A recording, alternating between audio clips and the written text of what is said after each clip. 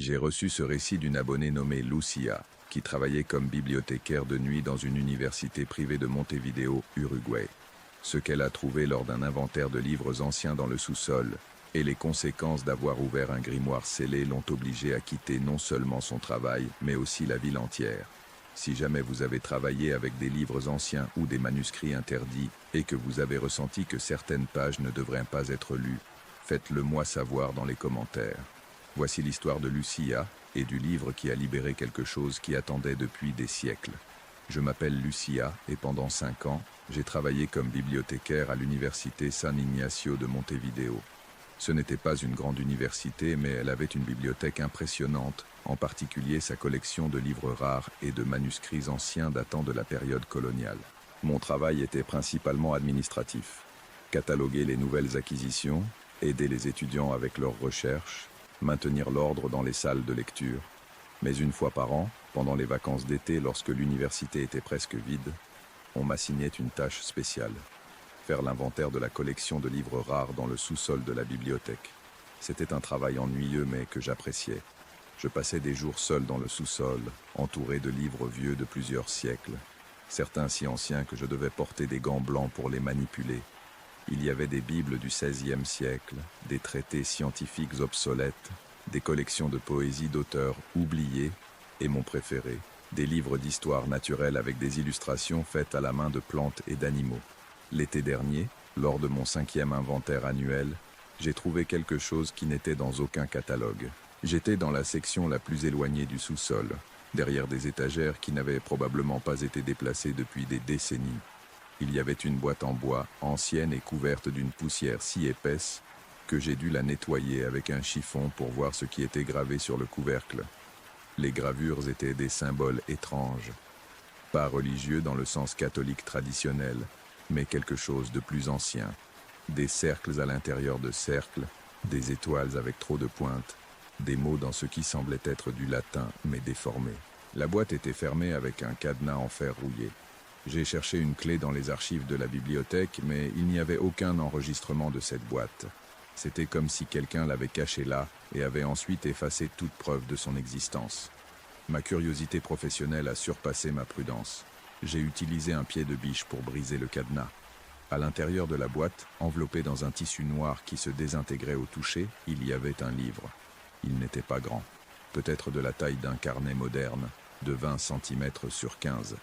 Mais il était épais, avec au moins 300 pages, reliées dans ce qui semblait être du cuir sombre qui se sentait étrangement tiède au toucher.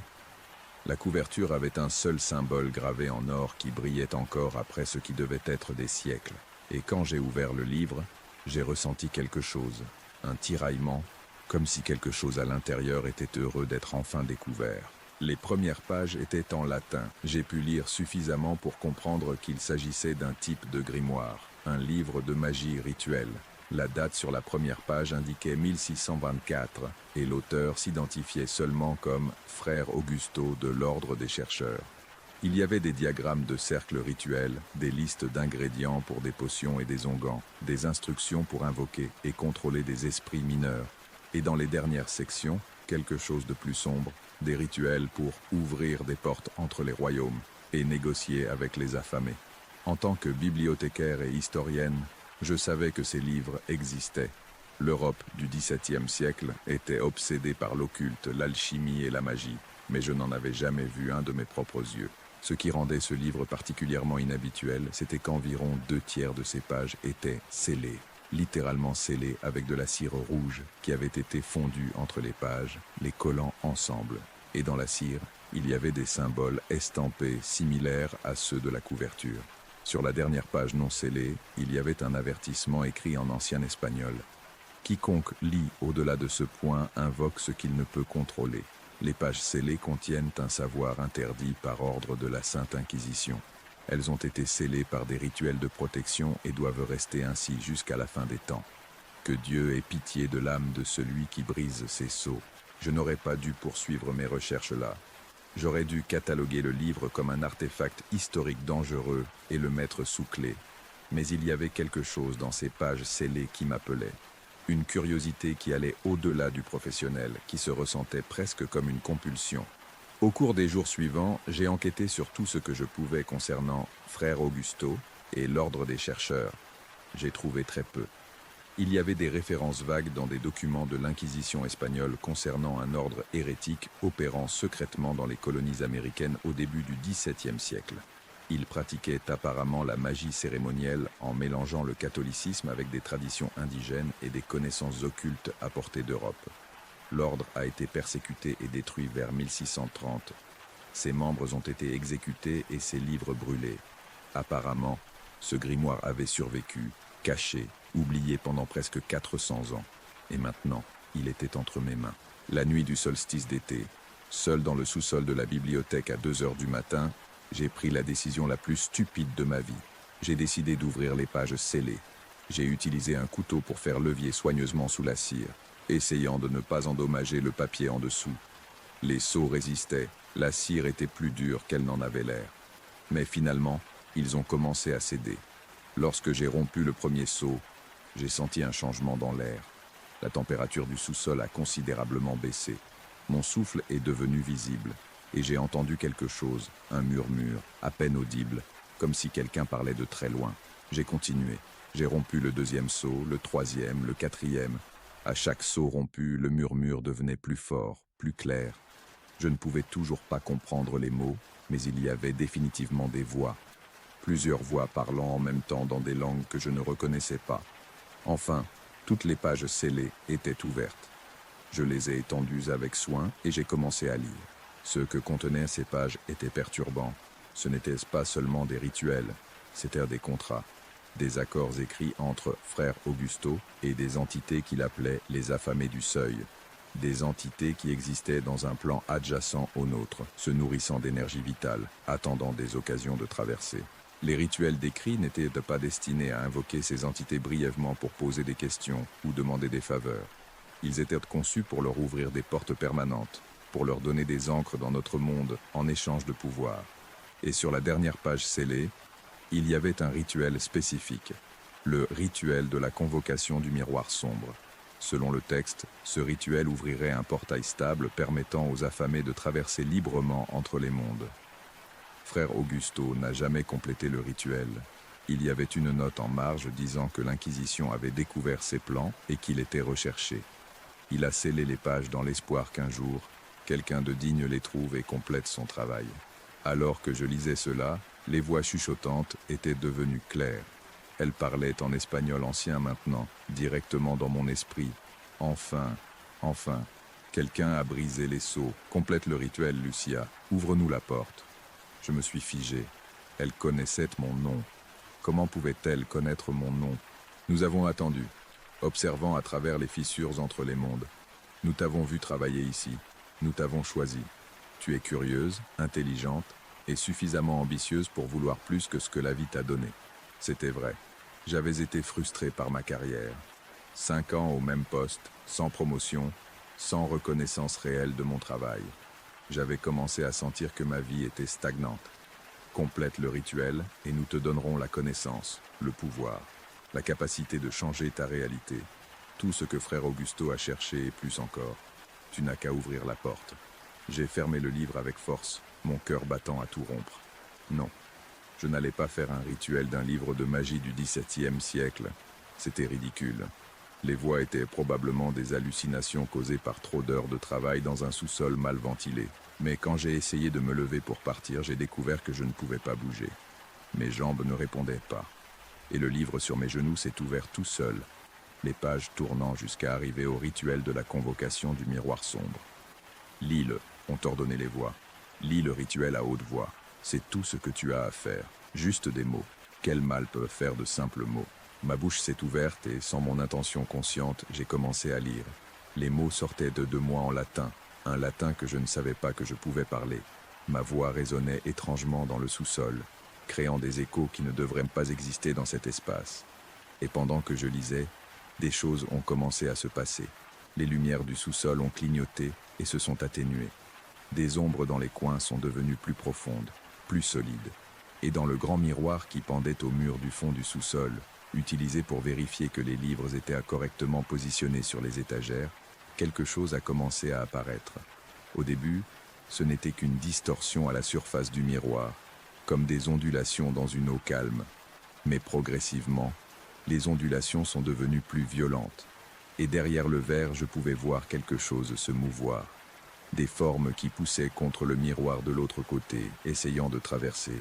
Lorsque j'ai terminé de lire le rituel, ma bouche s'est fermée et le contrôle de mon corps est revenu. Je me suis levé en titubant, m'éloignant du miroir, du livre, de tout. Mais il était trop tard. Le miroir s'est fissuré. Une fissure est apparue en son centre, s'étendant comme une toile d'araignée. Et de la fissure, quelque chose a commencé à s'infiltrer. Ce n'était ni liquide ni gaz, mais quelque chose d'intermédiaire. Une obscurité tangible qui se déversait du miroir comme de l'encre dans l'eau. Et de cette obscurité, ils émergèrent. Les affamés. Ils n'avaient pas de forme fixe. Ils étaient une masse d'ombre qui changeait constamment, prenant vaguement des formes humanoïdes avant de se dissoudre en quelque chose de complètement différent. Là où leur visage aurait dû être, il y avait des trous noirs avec ce qui semblait être des bouches, des ouvertures circulaires remplies de dents comme des aiguilles disposées en spirale. Et ils avaient faim. Je pouvais le sentir émaner d'eux comme la chaleur d'un four. Une faim qui avait été insatisfaite pendant des siècles, contenue derrière des seaux et des barrières, enfin libérée. Ils se sont déplacés vers moi, glissant sur le sol sans vraiment le toucher. Les voix dans mon esprit étaient maintenant un chœur. Merci Lucia. Merci d'avoir ouvert la porte. Maintenant, comme il est d'usage, celui qui ouvre la porte doit être le premier à nous nourrir. Je reculais, trébuchant sur des caisses de livres. Non, je ne savais pas, je ne voulais pas. Mais tu l'as fait, tu as lu le rituel, tu as brisé les sceaux, ton intention n'importe pas. Les conséquences sont les mêmes. La créature la plus proche étendit ce qui pourrait être un bras. Lorsque son ombre me toucha, je sentis quelque chose être tiré de moi. Pas physiquement, mais quelque chose de plus profond. Énergie vitale, souvenir, émotion. Tout étant drainé comme de l'eau par un égout, je tombais à genoux, soudain épuisé. Et tandis que les créatures s'approchaient davantage, je vis ma vie s'écouler vers elles, les nourrissant, les rendant plus solides, plus réels dans notre monde. J'allais mourir ici, dans le sous-sol d'une bibliothèque, drainé jusqu'à devenir une coquille vide par des entités que j'avais libérées stupidement. Mais alors, quelque chose d'autre est apparu. Une autre figure s'est matérialisée dans le sous-sol, mais celle-ci était différente. Elle semblait humaine. Un homme d'âge moyen vêtu de l'habit noir d'un prêtre catholique du XVIIe siècle. Et quand il a parlé, les créatures se sont arrêtées. « Ça suffit !» ordonna-t-il d'une voix qui résonnait avec autorité. « Elle est ignorante des vraies lois. Elle ne peut pas être réclamée selon les règles de l'ancien pacte. » Les créatures se sont tournées vers lui. « Frère Augusto, tu as observé. Toujours en train d'observer. Attendant. Je savais qu'éventuellement quelqu'un trouverait mon livre. J'espérais que ce serait quelqu'un d'autre. Préparé. Mais peu importe. Les règles sont claires. Seul un praticien volontaire qui comprend entièrement les conséquences peut être réclamé comme paiement pour avoir ouvert le portail. Elle a lu le rituel, protestèrent les créatures. Sous contrainte, vous l'avez forcé. Cela annule le contrat. Frère Augusto se tourna vers moi. Mais le portail est ouvert, et il doit être fermé correctement ou plus de « les affamés traverseront ». Comment ? Réussis-je à demander d'une voix faible. Il y a un rituel de fermeture dans le livre, mais cela nécessite un sacrifice. Quelqu'un doit rester de leur côté lorsque le portail se ferme, agissant comme un sceau vivant. Toi ? Il hocha tristement la tête. J'attends ce moment depuis presque 400 ans. Quand l'Inquisition m'a capturé, j'ai réussi à m'échapper à travers les royaumes spirituels en utilisant les mêmes connaissances que j'avais apprises. Mais je suis resté piégé entre les mondes, ni complètement mort, ni complètement vivant. C'est ma chance de trouver enfin le repos. Que dois-je faire ? Le frère Augusto m'a indiqué le livre. Lis le rituel de scellement, il est dans les dernières pages. Quand tu auras terminé, le portail se fermera avec moi et avec eux de l'autre côté. J'ai pris le livre avec des mains tremblantes et j'ai trouvé le rituel. Il était en latin, mais cette fois, je comprenais les mots d'une certaine manière, comme si la connaissance avait été implantée dans mon esprit par le rituel précédent. J'ai commencé à lire. Les mots ont coulé de moi, et j'ai senti le pouvoir se déplacer à travers le sous-sol. Le miroir a commencé à briller d'une lumière blanche qui pulsait en synchronisation avec ma lecture. Les créatures ont rugi de fureur, essayant d'atteindre pour m'arrêter. Mais le frère Augusto s'est interposé entre elles et moi, créant une sorte de barrière avec ses propres énergies restantes.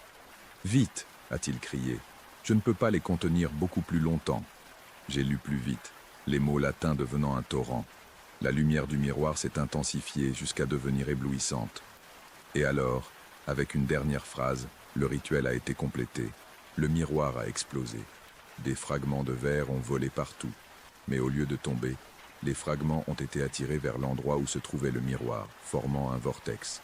Et dans ce vortex, les affamés et frère Augusto ont été aspirés. J'ai entendu son dernier mot avant de disparaître. « Pardon ». Le vortex s'est refermé. Les fragments de verre sont tombés au sol. Le sous-sol est resté en silence absolu. Je suis resté là, tremblant, à peine capable de traiter ce qui s'était passé. Le grimoire dans mes mains semblait soudainement lourd. Je l'ai regardé et j'ai vu que les pages que j'avais ouvertes s'assombrissaient, les mots disparaissant comme s'ils étaient écrits à l'encre qui s'évaporait. En quelques instants, toutes les pages du rituel étaient blanches. Le savoir avait été consumé dans la fermeture du portail. Le livre n'était maintenant qu'un artefact historique inerte. Je suis sorti du sous-sol et je suis allé directement au bureau du directeur de la bibliothèque le lendemain. Je lui ai dit que j'avais eu un accident avec le miroir dans le sous-sol, qu'il était tombé et s'était cassé. Je lui ai montré le grimoire mais seulement les pages blanches, expliquant que c'était probablement juste un carnet vierge que quelqu'un avait luxueusement relié comme une blague il y a des siècles. Il a accepté mon explication sans la remettre en question. Pourquoi le ferait-il?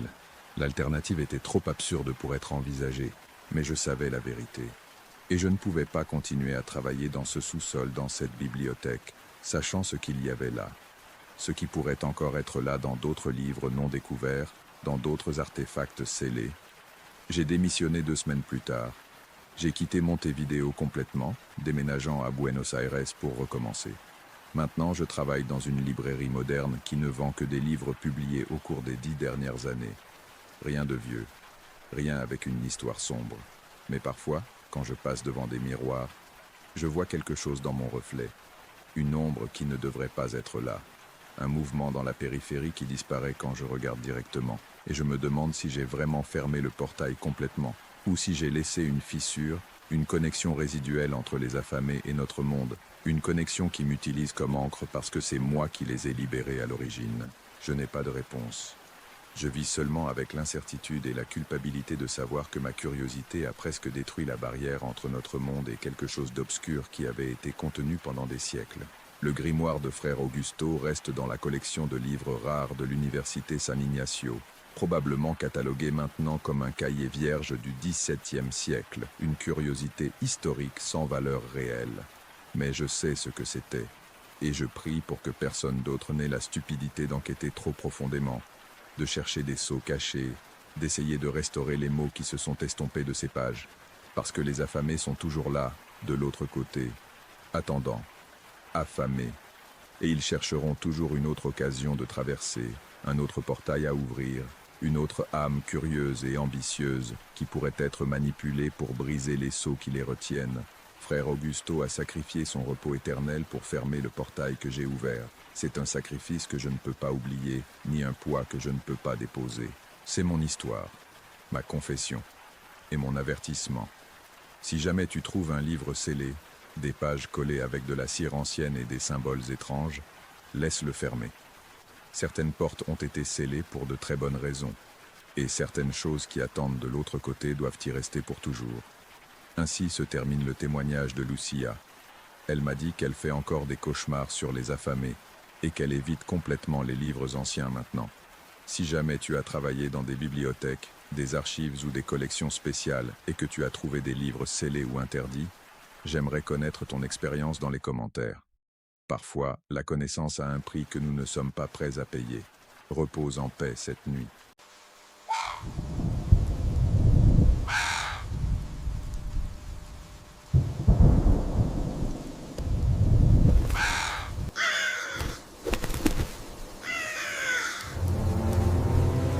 Cette histoire m'a été envoyée par un follower nommé Marcos qui a travaillé pendant 1 an dans une station-service en bordure de route à l'extérieur de Monterrey, au Mexique.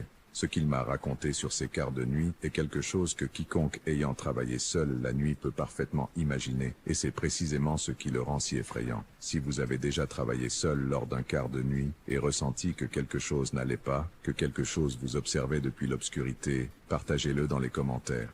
Je suis fasciné par la façon dont les endroits les plus ordinaires peuvent devenir complètement différents lorsque la nuit tombe. Maintenant, voici l'histoire de Marcos et ce qu'il a découvert. Il visitait la station-service chaque matin, à l'aube, toujours à la même heure, demandant toujours la même chose. Je m'appelle Marcos et j'ai travaillé dans une station-service sur la route pendant 11 mois. C'était un travail horrible, mais j'avais besoin d'argent. Je venais de sortir de l'université, j'avais des prêts étudiants à rembourser et trouver un emploi dans mon domaine était presque impossible. Alors, quand j'ai vu l'annonce de caissier de nuit avec un bon salaire, j'ai postulé immédiatement. La station-service était sur la route de Saltillo, à environ 30 km de Monterrey. C'était l'une de ces petites stations monomarques, avec 4 pompes, une petite boutique et des toilettes. Pendant la journée, il y avait 2 employés. La nuit, de 11 heures du soir à 7 heures du matin, vous étiez complètement seul. Le propriétaire, Don Raoul, était un homme d'une 50aine d'années, sérieux mais correct. Lorsqu'il m'a embauché, il m'a donné les instructions de base. Comment faire fonctionner les pompes, comment gérer l'argent liquide, que faire en cas d'urgence. Il m'a donné une radio pour communiquer avec lui si quelque chose se produisait, bien qu'il ait admis que la réception était irrégulière dans cette zone. « As-tu déjà travaillé seul de nuit auparavant ?» me demanda-t-il. « Non, mais ça ne me pose pas de problème. » Il acquiesça, mais il y avait quelque chose dans son expression. Un doute, une inquiétude. « Écoute Marcos, je vais être honnête avec toi. C'est un travail solitaire. Certaines nuits, personne ne passe pendant des heures. Et ce tronçon de route, il arrive parfois des choses étranges. » Quel genre de choses étranges? Rien de nécessairement dangereux, juste étrange. Des clients rares à des heures rares.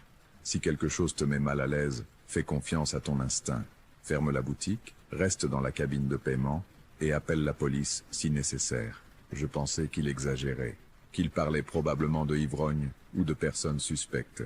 Je n'y ai pas prêté beaucoup d'attention. Mon premier tour a été un mardi. Je suis arrivé à 11 heures précises. Le garçon de l'équipe du soir, Luis, m'a rapidement montré où tout était et est parti en courant. Il semblait pressé de partir.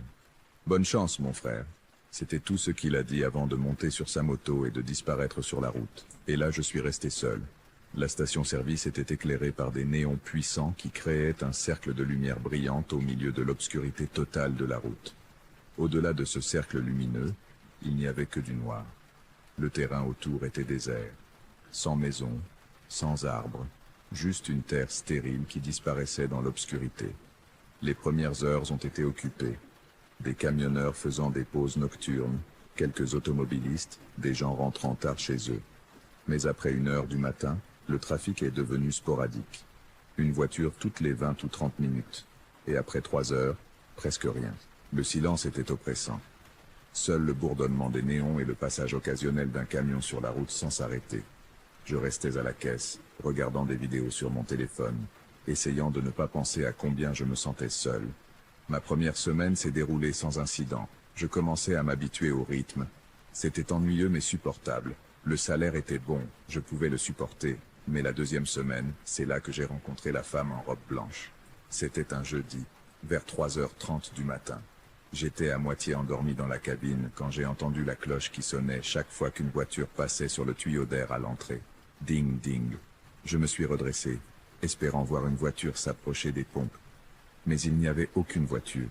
La station-service était vide. Je fronce les sourcils. Parfois, la cloche sonnait par erreur, activée par le vent ou un animal. J'étais sur le point de l'ignorer quand je l'ai vue.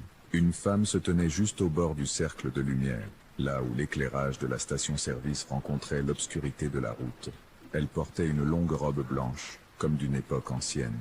Ses cheveux étaient foncés et longs, tombant sur ses épaules.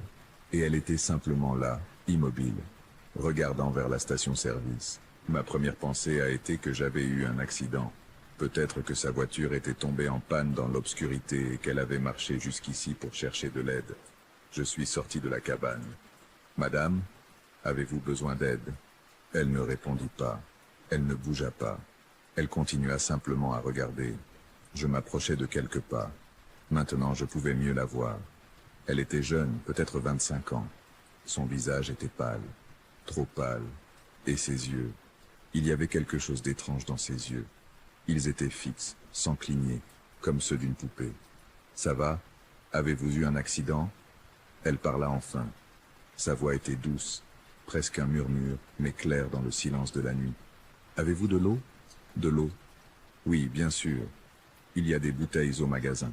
Entrez. » Elle ne bougea pas. « Avez-vous de l'eau ?» répéta-t-elle, avec exactement le même ton, comme si c'était un enregistrement. « Oui, madame. Il y a de l'eau à l'intérieur. Entrez, je vous la donnerai. » Elle se retourna lentement et commença à marcher vers l'obscurité, s'éloignant de la station-service. « Attendez, où allez-vous ?» Mais elle continua à marcher. En quelques secondes, l'obscurité l'a complètement engloutie. Elle a disparu comme si elle n'avait jamais été là. Je suis resté là, confus. Qu'est-ce que c'était que ça? Pourquoi a-t-elle demandé de l'eau puis s'est-elle simplement enfuie? J'ai cherché dans l'obscurité avec ma lampe de poche, mais je n'ai rien vu. Aucun véhicule en panne, aucun signe que quelqu'un ait été là. Je suis retourné à la cabane, inquiet. Peut-être était-ce une femme avec des problèmes mentaux. Peut-être était-elle désorientée. J'aurais dû insister davantage pour l'aider. Mais quelque chose en moi me disait que j'avais bien fait de ne pas la suivre dans l'obscurité. La nuit suivante, vendredi, elle est revenue. Même heure. 3h30 du matin. La sonnette a retenti. Ding ding. Et là, elle était là, debout exactement au même endroit, au bord de la lumière. Même robe blanche, même longue chevelure, même posture immobile. Ma peau s'est hérissée. Je suis sorti de la cabane, mais cette fois je ne me suis pas approché autant. « Madame, êtes-vous celle d'hier soir ?» Elle m'a regardé avec ses yeux fixés, sans cligner des yeux. « Avez-vous de l'eau ?» Les mêmes mots, le même ton exact. « Oui, nous avons de l'eau. Voulez-vous que je vous l'apporte ?»« Avez-vous de l'eau ?» Ce n'était pas une conversation. C'était comme si je ne pouvais dire que cette phrase, comme un disque rayé. « Écoutez, je ne sais pas ce qui se passe. Mais si vous avez besoin d'aide, je peux appeler quelqu'un. » Elle a fait demi-tour et a marché vers l'obscurité. Exactement comme la nuit précédente. Même pas, même rythme. Et elle a disparu. Cette fois, j'ai vérifié les caméras de sécurité. La station-service avait 4 caméras, une pointant de chaque côté. J'ai rembobiné jusqu'au moment précis. Les caméras montraient la station-service vide. Il n'y avait personne au bord de la lumière. Il n'y avait aucune femme en robe blanche. Juste moi sortant de la cabane, parlant apparemment dans le vide, puis retournant à l'intérieur. Mais je l'avais vu, aussi clairement que je me vois moi-même. J'avais été là, je lui avais parlé. Pourquoi les caméras ne l'ont-elles pas capturé? La 3e nuit, samedi, j'ai décidé d'être prêt. Je suis resté dans la cabane avec les portes fermées. J'avais mon téléphone en train d'enregistrer, pointé vers l'extérieur. Quand elle apparaîtrait, je l'enregistrerai. J'aurais une preuve. 3h30 du matin. Ding ding. Elle était là. Même position. Même robe. Cette fois, je ne suis pas sorti. Je l'ai simplement observée de l'intérieur de la cabane, avec mon téléphone en train d'enregistrer. Elle est restée là pendant une 30aine de secondes. Puis, sans que personne ne sorte pour la voir, elle a dit à voix haute. « Avez-vous de l'eau ?» Sa voix a traversé clairement les murs de la cabane, même si elle ne devrait pas pouvoir l'entendre si bien de l'intérieur. J'ai attendu. Je n'ai pas répondu. Elle a répété. « Avez-vous de l'eau ?» Et alors, elle a fait quelque chose qu'elle n'avait jamais fait auparavant. Elle a commencé à marcher, pas vers l'obscurité comme les nuits précédentes, vers la station-service, vers moi. Mon cœur battait sauvagement. J'ai vérifié que la porte de la cabane était bien verrouillée. C'était le cas. Elle marchait lentement, ses pieds touchant à peine le sol. Et tandis qu'elle s'approchait, je pouvais voir plus de détails sous la lumière brillante. Sa robe n'était pas seulement blanche. Elle était mouillée, coulée. Elle laissait une traînée d'eau derrière elle en marchant. Et sa peau n'était pas seulement pâle, elle avait une teinte bleutée, comme un cadavre. Elle s'est arrêtée juste devant la porte de la cabane. Nous n'étions séparés que par le verre. Je pouvais voir son visage clairement maintenant. Ses yeux n'étaient pas seulement fixés, ils étaient morts, sans vie, sans âme. Juste des orbites vides, regardant sans voir. Et sa bouche. Quand elle a parlé cette fois, sa bouche ne bougeait pas de façon naturelle. Elle s'ouvrait trop, comme une charnière cassée. Avez-vous de l'eau? L'eau continuait de goûter de sa robe, formant une flaque à ses pieds. Non, murmurait. Nous n'avons pas d'eau. Va-t'en, s'il te plaît. Pars. Elle pencha la tête d'une manière impossible, trop loin, comme si son cou n'avait pas d'os. J'ai besoin d'eau. Je suis en train de sécher. Et alors j'ai vu quelque chose qui a failli faire éteindre mon esprit. Sa peau a commencé à se fissurer, littéralement, comme de la terre sèche. Des fissures apparaissaient sur son visage, sur ses bras, sur chaque centimètre de peau visible. Et de ces fissures, au lieu de sang, sortait de l'eau sale, boueuse. J'ai crié. Je ne pouvais pas m'empêcher. Et au moment où j'ai crié, elle a disparu. Elle n'était plus là. La mare d'eau restait sur le sol, mais elle s'était évaporée. Elle tremblait de façon incontrôlable. J'ai vérifié mon téléphone. La vidéo montrait la station-service vide. Aucune femme, aucune mare d'eau. Juste moi, assis dans la cabane, regardant dans le vide. Mais quand j'ai ouvert la porte de la cabane, la mare d'eau était toujours là, réelle, tangible. Je pouvais la toucher. Elle était froide et sentait l'eau stagnante comme l'eau d'un vieux lac. J'ai appelé Don Raoul immédiatement, à 4 heures du matin. Marcos, qu'est-ce qui s'est passé? Tu vas bien? Non, je ne vais pas bien. Il y a quelque chose ici. Une femme. Elle apparaît toutes les nuits à 3h30. Elle demande de l'eau. Et cette nuit, elle s'est approchée et moi, j'ai vu... Je ne pouvais pas l'expliquer de manière cohérente. Don Raoul poussa un soupir lourd. La femme en robe blanche. J'aurais dû te le dire dès le début. Tu en sais quelque chose? Tous les employés de nuit la voient éventuellement. C'est pourquoi personne ne tient longtemps en poste de nuit. Le garçon avant toi n'a résisté que 3 semaines. Qui est-elle? Qu'est-ce que c'est? Il y a environ 15 ans, une femme s'est noyée dans un canal d'irrigation près d'ici. Sa voiture a quitté la route lors d'une tempête. La voiture est tombée dans le canal et elle n'a pas pu en sortir. Elle a été retrouvée quelques jours plus tard. Elle portait une robe blanche. Elle allait à un mariage. Et pourquoi apparaît-elle ici? La station-service a été construite juste à l'endroit où se trouvait le canal. Ils l'ont comblé il y a environ 20 ans et ont construit la station dessus. Je pense qu'elle ne sait pas que le canal n'existe plus. Elle continue de chercher de l'eau, elle continue d'essayer, je ne sais pas, peut-être retourner là où elle est morte. Pourquoi ne m'as-tu pas dit cela avant? Parce que si je te l'avais dit, tu n'aurais pas accepté le travail. Écoute, elle ne fait pas de mal, elle apparaît, demande de l'eau et s'en va. Ignore-la simplement. Reste à l'intérieur à 3h30 et laisse-la faire ce qu'elle doit faire. Mais ce soir, elle s'est approchée, et je l'ai vue. Elle a commencé à se fissurer. De l'eau sortait de sa peau. Il y eut une longue pause. Je n'avais jamais entendu dire qu'il fasse cela. Il ne s'était jamais approché autant de personnes. Marcos, si tu veux démissionner, je comprends parfaitement. Je te paierai les 2 semaines complètes. J'aurais dû démissionner sur le champ. Toute personne saine d'esprit l'aurait fait. Mais j'avais désespérément besoin d'argent. Et une partie stupide de moi pensait que peut-être si je l'ignorais simplement, si je restais à l'intérieur avec les portes fermées, ça irait. Je vais continuer, dis-je. Mais si elle s'approche à nouveau, je pars immédiatement. Compris. Garde mon numéro en numérotation rapide. Et Marcos, ne quitte pas la cabine après 15h15, peu importe quoi. J'ai continué à travailler. Chaque nuit était une torture d'anticipation en attendant 15h30. Et chaque nuit, elle apparaissait.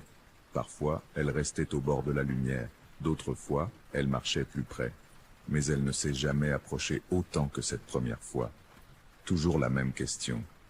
Avez-vous de l'eau? Toujours la robe blanche mouillée. Toujours ses yeux morts. J'ai appris à l'ignorer. Je mettais des écouteurs avec de la musique forte. Je ne regardais pas dehors entre 3h30 et 4h. J'attendais simplement que cela passe. Mais alors, 2 mois après avoir commencé, quelque chose a changé. C'était une nuit pluvieuse. Forte tempête, éclairs, tonnerre. Le genre de nuit où presque personne n'est sur la route. J'étais dans la cabane, écoutant la pluie frapper le toit en métal. 3h30 du matin. La sonnette n'a pas retenti. Elle ne pouvait pas sonner avec la tempête. Mais quelque chose m'a fait regarder dehors. Elle était là. Mais cette fois, elle n'était pas seule. Il y avait d'autres figures avec elle. 5, peut-être 6, toutes vêtues de vêtements mouillés, toutes avec cette peau pâle et bleutée, toutes regardant vers la station-service. Et toutes ont commencé à marcher vers moi en même temps. Non, non, non, non, répétai-je, reculant dans la cabane. Elles se sont approchées des fenêtres, ont pressé leur visage contre le verre, laissant des marques d'eau. Leurs bouches s'ouvraient et se fermaient sans synchronisation, comme des poissons hors de l'eau. Et tous parlaient en même temps, leurs voix se superposant dans un horrible chœur. Oh, nous avons besoin d'eau. Rends-nous l'eau. Ils nous ont privés d'eau. Où est l'eau? Nous nous étouffons sans eau. Oh, oh, oh, oh, oh, oh. Les voix devenaient plus fortes, plus insistantes. Les fenêtres ont commencé à vibrer avec le son. Les lumières de la station-service clignotaient. J'ai pris le téléphone pour appeler Don Raoul, la police, n'importe qui. Mais il n'y avait pas de signal. La tempête avait renversé les tours. Les silhouettes ont commencé à frapper aux fenêtres. Pas fort. Juste des petits coups doux. Tape, tape, tape. Mais il y avait quelque chose de plus effrayant dans ces coups doux que dans les coups violents. Tape, tape, tape. Laissez-nous entrer. Nous voulons juste de l'eau. Rendez-nous ce qui est à nous. Le canal, l'eau, rendez-nous. Et alors, l'une des figures, pas la femme en robe blanche, une autre, a pressé sa main contre la vitre. Et là où elle a touché, la vitre a commencé à s'embuer de condensation. Pas une condensation normale. Celle-ci avait une teinte verdâtre comme des algues. L'embuement s'est étendu, couvrant toute la fenêtre, puis les autres fenêtres. Bientôt, toute la cabane était couverte de cette condensation verdâtre qui sentait l'eau stagnante. Je ne pouvais pas voir dehors. Je ne pouvais qu'entendre les coups. Tape, tape, tape, et les voix. Oh, oh, oh. Je me suis blotti sur le sol de la cabane, les mains sur les oreilles, en pleurant. Je ne suis pas fier de l'admettre, mais j'étais terrifié au-delà de toute raison. Je ne sais pas combien de temps s'est écoulé. Peut-être des minutes, peut-être des heures. Mais finalement, les coups ont cessé. Les voix se sont tuées. Et quand j'ai enfin rassemblé le courage pour nettoyer un peu la condensation de la fenêtre et regarder dehors, elles avaient disparu. La tempête était également passée. Le ciel commençait à s'éclaircir avec les premiers signes de l'aube. Il était 5h30 du matin. 1h30. Elle avait duré 1h30. Lorsque le service de jour est arrivé à 7h, je suis sorti de cette cabane en titubant comme un ivrogne. Le garçon du service de jour m'a regardé alarmé. « Frère, ça va? Tu as l'air terrible. » Je démissionne. C'était tout ce que j'ai dit. Ce matin-là, j'ai appelé Don Raoul et lui ai dit que je ne reviendrais pas. Il m'a proposé de me payer tout le mois si je restais 2 semaines de plus pour former un remplaçant. Ni pour tout l'argent du monde, lui ai-je répondu. Je suis resté sans emploi pendant 3 mois après ça. Chaque jour sans argent en valait la peine pour ne pas revenir là-bas. Finalement, j'ai trouvé un travail dans mon domaine. Maintenant, je travaille dans un bureau, en horaire de jour normaux, entouré de gens. Et je n'ai jamais été aussi reconnaissant. Mais parfois, quand il pleut fort la nuit, je me réveille en pensant entendre ce son. Tape, tape, tape, et ces voix qui murmurent. Oh, oh, oh. Je circule occasionnellement sur cette route pendant la journée. La station-service est toujours là, fonctionnant normalement. Don Raoul a finalement embauché 2 personnes pour le service de nuit au lieu d'une. Je suppose qu'il a finalement compris que personne ne resterait seul là-bas après minuit. Et chaque fois que je passe dans la journée, je regarde ce terrain vague autour de la station. Terre sèche, craquelée, morte. Il est difficile d'imaginer qu'il y a eu un canal d'eau là-bas un jour. Difficile d'imaginer des gens se noyant dans cet endroit qui est maintenant si aride. Mais ils s'en souviennent. Ceux qui sont morts là s'en souviennent. Et ils continuent de chercher l'eau qui leur a été arrachée. Ils continuent de demander, nuit après nuit, à 3h30 du matin, « Avez-vous de l'eau ?» Et il n'y a jamais assez d'eau pour apaiser les morts. V. Et avec cela se conclut l'histoire de Marcos. Il m'a dit qu'il n'a jamais travaillé de nuit depuis, qu'il préfère tout plutôt que d'être seul dans les heures sombres. Si tu as déjà travaillé dans une station-service de nuit, dans une boutique de proximité, ou dans n'importe quel endroit isolé pendant l'aube et que tu as vu des choses inexplicables, laisse un commentaire. Parfois, les endroits les plus communs cachent les histoires les plus effrayantes. Prends soin de toi, repose-toi bien, et on se retrouve dans la prochaine histoire.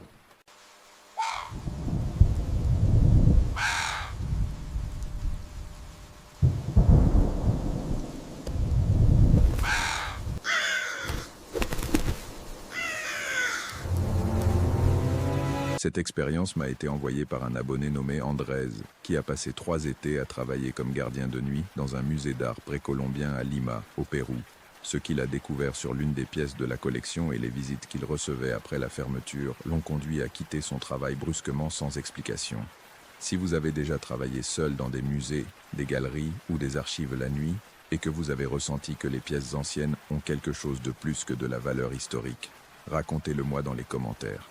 Voici l'histoire d'Andrés et de l'idole qui n'aurait jamais dû être déterrée. Je m'appelle Andrés et pendant 3 étés, tout en étudiant l'archéologie à l'université, j'ai travaillé comme gardien de nuit au musée des cultures ancestrales de Lima. C'était un travail parfait pour moi. Je pouvais étudier pendant les heures calmes, le salaire était décent, et être entouré d'artefacts anciens nourrissait ma passion pour l'archéologie. Le musée était petit mais prestigieux, spécialisé dans des pièces précolombiennes de cultures telles que les Mochicas, Nazca, Chavins et Incas. 3 étages de galeries remplis de céramique, de textiles, d'outils en or et le plus impressionnant, une collection d'idoles en pierre datant de plus de 2000 ans. Mon service était de 11 heures du soir à 7 heures du matin. En gros, je parcourais le musée chaque heure, vérifiais que toutes les portes et fenêtres étaient sécurisées, surveillais les caméras de sécurité, et le reste du temps je pouvais lire ou étudier dans le bureau de surveillance. Les 2 premières étés étaient complètement normaux. Le musée la nuit était silencieux, un peu inquiétant peut-être avec toutes ces figures anciennes te regardant depuis leur vitrine, mais rien qu'un étudiant en archéologie rationaliste comme moi ne pouvait gérer. Tout a changé le 3e été quand ils ont apporté la nouvelle acquisition.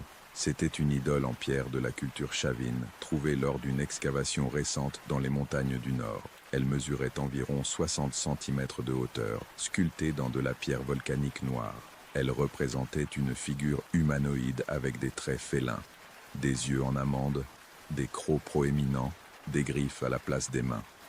Les Chavins étaient connus pour leur art qui mêlait des humains avec des jaguars, des serpents et des aigles. Mais cette idole était différente. Il y avait quelque chose dans son expression, dans la façon dont ses yeux sculptés semblèrent te suivre peu importe d'où tu le regardais. Et contrairement à d'autres pièces du musée qui dégageaient un sens de l'histoire et de l'Antiquité, cette idole émettait quelque chose de plus, quelque chose qui faisait que ta peau se hérissait lorsque tu t'approchais trop près. Le docteur Vargas, le directeur du musée, était ravi de l'acquisition. Il m'a appelé pour que je le voie avant qu'il ne soit installé dans sa vitrine au 3e étage. « C'est exceptionnel, Andrés », a-t-il dit, ses yeux brillants d'enthousiasme académique. Les archéologues pensent que c'était une idole centrale de culte. Regarde ces marques à la base, ce sont des taches de ce qui était probablement du sang, préservé par la composition minérale de la pierre. Ils faisaient des sacrifices devant cette idole. Je me suis approché pour examiner les taches.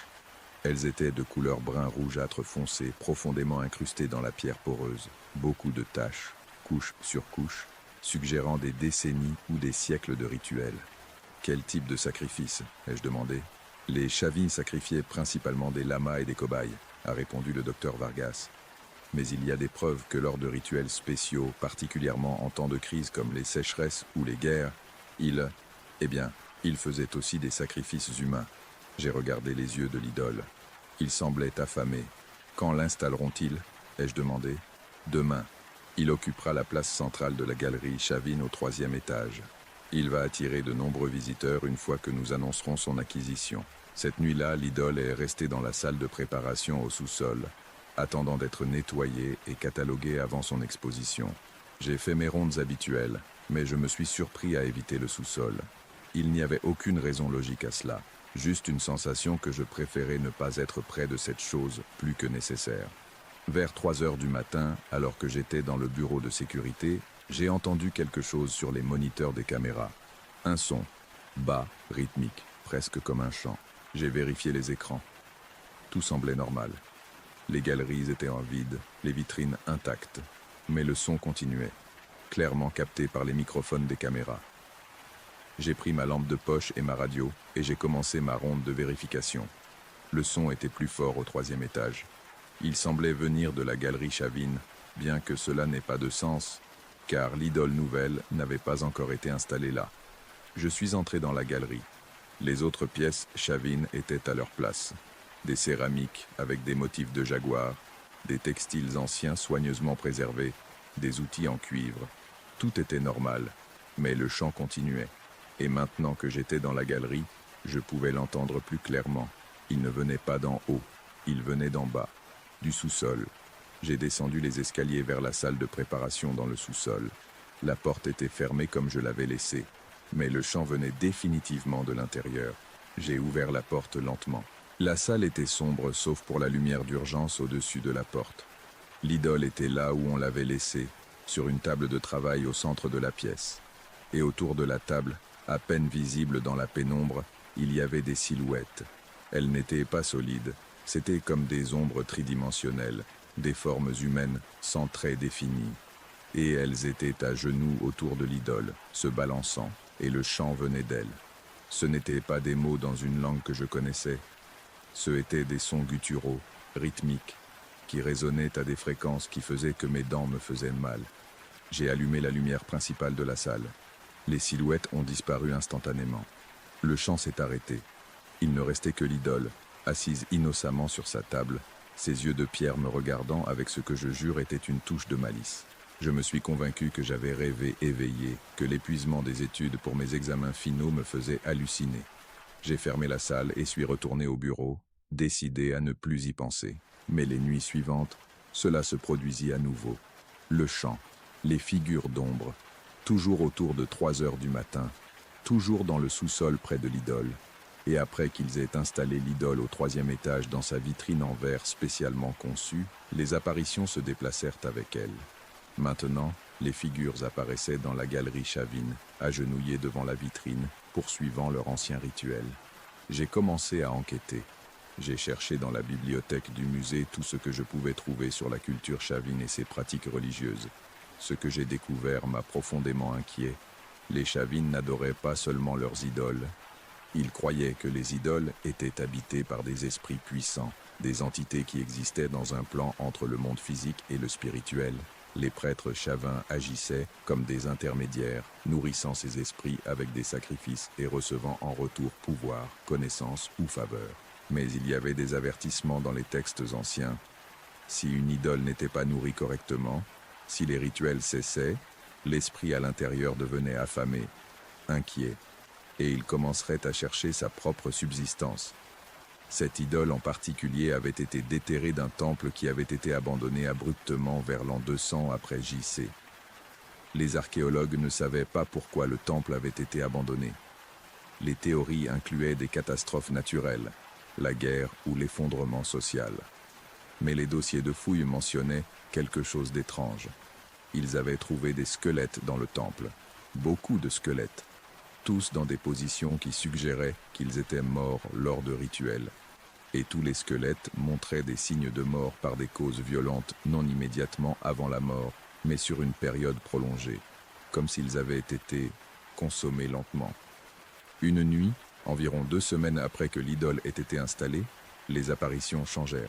Les silhouettes n'étaient plus seulement à genoux en train de chanter. Maintenant, elles se déplaçaient dans le musée.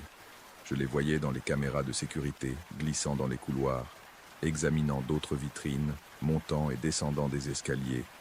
Et elles ont commencé à s'approcher de moi. La première fois qu'une personne s'est approchée de moi directement, j'étais au 2e étage en train de faire ma ronde. J'ai ressenti un froid soudain, comme si quelqu'un avait ouvert une fenêtre en plein hiver. Je me suis retourné et là, elle était, une silhouette ombre à moins d'1 mètre de distance. Elle n'avait pas de visage, mais je pouvais sentir qu'elle m'observait, m'étudiant, m'évaluant. Je reculais et trébuchais sur une vitrine. La silhouette s'approcha davantage. Et alors j'entendis une voix, pas avec mes oreilles, mais directement dans mon esprit. Le dévoreur a faim. Cela fait des siècles qu'il ne s'est pas nourri. Tu pourrais lui servir. Quoi ? Réussis-je à dire à voix haute. Ou tu pourrais servir d'une autre manière. restaurer les rituels, le nourrir correctement, devenir son prêtre dans cette nouvelle ère. La silhouette étendit ce qui pourrait être un bras vers moi. Je ne voulais pas savoir ce qui se passerait si elle me touchait. J'ai couru. J'ai couru en bas des escaliers, sorti du bâtiment vers la rue. Je suis resté dehors jusqu'à l'aube, tremblant sur un banc d'un parc voisin.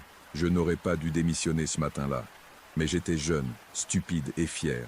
Je pensais que je pouvais gérer cela, que, en tant qu'étudiant en archéologie, je devais enquêter sur ce phénomène, le documenter, le comprendre. Alors je suis revenu la nuit suivante. Les ombres m'attendaient, des dizaines d'entre elles maintenant, remplissant le musée. Et toutes se déplaçaient avec un but, comme si elles préparaient quelque chose. Je suis allé directement à la galerie Chavine au 3e étage. L'idole était dans sa vitrine, mais quelque chose avait changé. Les taches de sang à sa base semblaient être plus sombres, plus fraîches, et les yeux sculptés avaient une lueur qui n'était pas là auparavant. « Tu es revenu », dit la voix dans mon esprit. « Bien, le dévoreur t'a choisi. Tu peux le sentir, n'est-ce pas? L'attraction, l'appel. Et le pire, c'est qu'il avait raison. Il y avait quelque chose dans l'idole qui m'attirait, comme un aimant, attirant non pas mon corps, mais quelque chose de plus profond. Ma volonté, mon âme. Que veut-il de moi? Demandai-je. Renouveler le pacte. Les anciens prêtres nourrissèrent le dévoreur et en échange recevèrent le pouvoir sur la vie et la mort, des visions de l'avenir, la connaissance de secrets cachés. Tu pourrais avoir la même chose. À quel prix? Un sacrifice à chaque nouvelle lune, du sang pour le dévoreur, au début, de petits animaux, éventuellement, des offrandes plus grandes. Un sacrifice humain, dis-je, me sentant malade. Tu demandes que je tue des gens. Le dévoreur ne fait pas de distinction. Le sang est du sang, la vie est la vie, et ceux qui servent le dévoreur sont généreusement récompensés. Une des figures ombres s'est partiellement solidifiée, prenant une forme plus définie. C'était un homme, ou il en avait été un il y a longtemps. Il portait les vêtements cérémoniels d'un prêtre chavin. Son visage était émacié, ses yeux profondément creux. « J'ai servi le dévoreur pendant 40 ans, dit-il d'une voix rauque. J'ai vu l'avenir, contrôler les récoltes, guéri des maladies. Le pouvoir était enivrant. Et maintenant? Demandai-je. Que es-tu maintenant? Un serviteur éternel. Quand je suis mort, mon âme n'est pas passée. Elle reste ici, liée au dévoreur, accomplissant sa volonté jusqu'à ce qu'il trouve un successeur pour continuer le pacte. Combien de temps as-tu attendu? 1800 ans. Le nombre m'a frappé. 1800 ans attachés à cette idole, attendant, servant, incapable de trouver la paix. Et si je refuse? Ai-je demandé. Les ombres se sont rapprochées. L'air est devenu lourd, difficile à respirer. Le dévoreur a faim, a répété le prêtre mort. Si tu ne sers pas volontairement, tu serviras d'une autre manière, comme nourriture. J'ai senti quelque chose tirer de moi, pas physiquement, mais spirituellement. Comme si quelque chose essayait d'arracher mon âme de mon corps. La douleur était indescriptible, comme être déchiré de l'intérieur. Je suis tombé à genoux, luttant contre cette sensation. Et à ce moment de panique et d'angoisse, je me suis souvenu de quelque chose que j'avais lu dans l'un des textes anciens sur la culture chavin. Les idoles étaient puissantes, oui, mais leur pouvoir venait de la croyance, de l'adoration, des sacrifices. Sans cela, elles n'étaient que pierre. Et il y avait un moyen de briser leur domination, nier leur divinité, rejeter leur pouvoir, affirmer qu'elles n'étaient rien d'autre que des objets sculptés par des mains mortelles. Non, dis-je, forçant les mots à travers la douleur. Tu n'es pas un dieu, tu n'es pas le dévoreur, tu n'es qu'une pierre, une roche sculptée par des humains morts depuis longtemps. Tu n'as aucun pouvoir sur moi. L'attraction s'intensifia, comme si l'entité était furieuse de mon rejet. Tu n'as aucun pouvoir, répétai-je, plus fort maintenant. Tu n'es rien, et je ne te crains pas. Les figures ombres commencèrent à crier, un son aigu et terrible qui remplit le musée. L'idole dans sa vitrine commença à vibrer, les taches de sang à sa base brillant d'une lumière rouge maladive. Mais je continuais. Je ne te reconnais pas, je ne t'adore pas, je ne te nourris pas, tu n'es rien pour moi. Avec chaque mot, la douleur diminuait, l'attraction s'affaiblissait, et les figures ombres commencèrent à se dissiper, leur forme devenant moins substantielle. Le prêtre mort me regarda avec ce qui aurait pu être du désespoir. « S'il te plaît, supplia-t-il. Si je ne trouve pas de successeur, je dois servir pour toujours. S'il te plaît. » Mais je suis resté ferme. Je ne suis pas ton successeur. Et ton pacte se termine ici. Avec un dernier cri de frustration et de colère, les figures ont disparu complètement. L'idole a cessé de vibrer. La lueur rouge s'est estompée. Et je suis resté seul dans la galerie, tremblant mais libre. J'ai démissionné ce matin-là.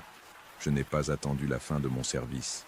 J'ai simplement laissé mes clés et mon identification sur le bureau du docteur Vargas avec une note disant qu'il y avait une urgence familiale et que je ne pouvais pas continuer. Il a essayé de me contacter pendant des semaines, m'offrant plus de salaire, des horaires flexibles, n'importe quoi pour que je revienne. Je n'ai jamais répondu. J'ai suivi les nouvelles sur le musée depuis lors. L'idole est toujours en exposition. Et j'ai remarqué quelque chose d'intéressant. Tous les quelques mois, il y a une nouvelle concernant un problème.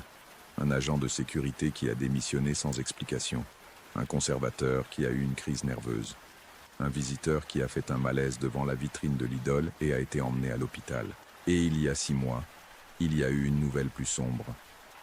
Un étudiant en archéologie qui faisait un stage au musée a disparu. Il a été vu pour la dernière fois au 3e étage, dans la galerie Chavine, tard dans la nuit. Son corps n'a jamais été retrouvé. L'affaire reste non résolue. La police n'a pas d'indice. Le musée a intensifié la sécurité, mais il n'y a toujours pas de réponse. J'ai mes soupçons. Je pense que le dévoreur a finalement trouvé quelqu'un. Quelqu'un de moins fort, moins sceptique, plus vulnérable à ses promesses de pouvoir. Quelqu'un qui a accepté le pacte que j'ai rejeté. Et maintenant, il y a un nouveau prêtre servant un dieu de pierre vieux de 2000 ans au cœur de Lima moderne. Réalisant des rituels anciens en secret, nourrissant le dévoreur avec des sacrifices que personne ne remarque parce que le monde moderne ne croit pas en ces choses. Parfois, je me demande si j'aurais dû faire plus, si j'aurais dû essayer de détruire l'idole, d'avertir le musée, quelque chose. Mais qui m'aurait cru? Et que pouvais-je faire contre quelque chose qui a existé et accumulé du pouvoir pendant des millénaires? Ce que j'ai fait, c'est changer de carrière. Je n'étudie plus l'archéologie. Maintenant, j'étudie l'histoire des religions comparées, spécifiquement les aspects psychologiques des systèmes de croyances. C'est ma façon de comprendre ce que j'ai vécu sans avoir à y faire face directement à nouveau. Mais je sais la vérité. Je sais qu'il y a des choses dans les musées du monde entier qui sont plus que de simples artefacts. Ce sont des encres pour des entités anciennes, pour des pactes qui transcendent le temps, pour des pouvoirs que la civilisation moderne a oubliés mais n'a pas éliminés. Et je sais que chaque nuit, au 3e étage du musée des cultures anciennes de Lima, des ombres s'agenouillent devant une vitrine en verre, chantant dans des langues mortes, nourrissant quelque chose qui n'aurait jamais dû être déterré. Le dévoreur a encore faim. Et maintenant, il a un nouveau prêtre pour satisfaire cette faim. Je ne peux que espérer que celui qui a accepté le pacte comprendra finalement ce que j'ai compris. Servir ces forces anciennes n'apporte pas de véritable pouvoir, seulement un esclavage éternel. Mais d'ici là, il sera probablement trop tard. Le pacte aura été renouvelé, et le cycle continuera pendant encore 1000 ans. C'est tout ce qu'Andrés a voulu partager sur son expérience. Il m'a dit qu'il a encore des cauchemars à propos de l'idole et qu'il évite complètement les musées maintenant, même pendant la journée. Si vous avez déjà travaillé dans des musées, des archives ou des collections anciennes, et que vous avez ressenti que certains objets ont une présence propre, partagez votre expérience dans les commentaires. Parfois, ce que nous préservons du passé inclut plus que de l'histoire. Reposez-vous bien, à bientôt.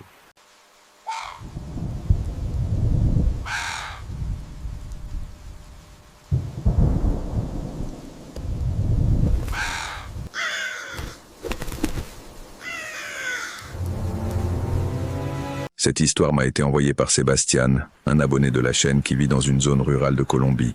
Avant de commencer, si toi aussi tu as vécu quelque chose d'inexplicable et que tu aimerais que je le raconte ici, laisse-le moi dans les commentaires ou envoie-le moi directement.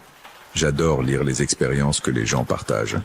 Maintenant, ce que Sébastien m'a raconté est perturbant, et cela a à voir avec quelque chose que sa famille a essayé de garder secret pendant des années. Nous parlons d'un pacte de conséquences qui se transmettent et d'une dette que quelqu'un dans sa famille a laissé impayée. Prépare-toi, car cette histoire va te laisser réfléchir longtemps après qu'elle soit terminée. Je n'ai jamais pensé que je finirais par raconter cela publiquement. Pendant des années, ma famille est restée silencieuse sur ce qui s'est réellement passé dans notre ferme. Mais après tout ce que j'ai vécu, j'ai besoin de le sortir de ma poitrine. Peut-être que quelqu'un d'autre a vécu quelque chose de similaire et peut me comprendre. Ou peut-être que j'ai juste besoin que quelqu'un écoute et croie. J'ai grandi dans une plantation de café dans les montagnes de Colombie, près d'un village si petit qu'il n'apparaît même pas sur la plupart des cartes. Mon grand-père paternel, Don Esteban, a acheté cette terre dans les années 50 avec de l'argent dont personne ne savait vraiment d'où il venait. Mon père ne parlait jamais beaucoup de cela, mais quand j'étais enfant, j'ai entendu des rumeurs dans le village. On disait que Don Esteban avait fait un pacte, que personne ne pouvait prospérer autant et aussi rapidement sans l'aide de forces obscures. Je ne croyais pas à ces choses. Je me considérais comme une personne rationnelle. J'ai étudié l'agronomie en ville, je suis revenu pour aider à la plantation, et je pensais que les contes de sorcières et de pactes étaient des superstitions de gens ignorants, comme j'avais tort. Tout a commencé à changer lorsque mon grand-père est mort. J'avais 26 ans. C'était une mort étrange. Il a simplement cessé de manger. Les médecins n'ont rien trouvé de mal chez lui, mais il refusait de prendre une bouchée. Dans ces derniers jours, il délirait, parlant de elle, qui venait réclamer que le temps était écoulé. Ma grand-mère s'occupait de lui jour et nuit, pleurant en silence. Mais elle ne nous a jamais rien expliqué. Le jour de sa mort, ma grand-mère m'a appelé à part. Nous étions dans le couloir de la maison principale, avec vue sur les plantations de café qui s'étendaient à perte de vue. Le soleil se couchait derrière les montagnes, teintant tout d'orange et de violet. « Sébastien, » me dit-elle d'une voix tremblante, « il y a des choses que tu dois savoir. Ton grand-père, il a fait quelque chose il y a de nombreuses années, quelque chose qui nous a donné tout cela. » Elle désigna la terre d'un geste large de sa main ridée. « Mais tout a un prix, mon fils, et ce prix n'a pas été entièrement payé. » Je lui ai demandé de m'expliquer, mais elle a secoué la tête. « Ton père saura quoi faire quand le moment sera venu. Promets-moi juste que tu prendras soin de ta famille. » Quoi qu'il arrive, je le lui avais promis, bien que je ne comprenais rien. 2 semaines plus tard, elle est aussi morte. Une crise cardiaque, ont dit les médecins. Mais je l'ai vue la nuit précédente, assise dans son rocking chair, regardant vers la forêt qui bordait la propriété. Elle murmurait quelque chose que je ne pouvais pas comprendre, et ses yeux reflétaient une terreur que je n'oublierai jamais. Mon père s'est occupé de tout. Il a vendu une partie des terres, modernisé le processus du café, engagé plus de travailleurs. Il semblait déterminé à faire croître encore plus la ferme. Mais je remarquais qu'il avait changé. Il se réveillait la nuit, je l'entendais marcher dans la maison. Il a commencé à boire, quelque chose qu'il n'avait jamais fait auparavant. 6 mois après la mort de ma grand-mère, je me suis réveillé un matin à cause d'un bruit venant du jardin. Il était environ 3 heures du matin. Je me suis penché par la fenêtre de ma chambre et j'ai vu mon père debout au milieu du jardin, complètement immobile, regardant vers la forêt. Il y avait une pleine lune et je pouvais le voir clairement. Il était pieds nus, en pyjama, comme s'il était sorti en somnambule. Je suis descendu en courant, inquiet. Quand je suis arrivé à ses côtés et que je l'ai touché, il a sursauté comme s'il avait été tiré d'un transe. « Papa, que fais-tu ici ?» Il m'a regardé avec des yeux vitreux. « Tu l'as entendu ?»« Entendre quoi ?»« La voix, elle vient de la forêt. Elle m'appelle par mon nom. » J'ai eu la chair de poule. « Papa, il n'y a personne ici, allons à l'intérieur. » Cette nuit-là, il n'a pas réussi à dormir. Il est resté assis dans le salon, avec toutes les lumières allumées, buvant café après café.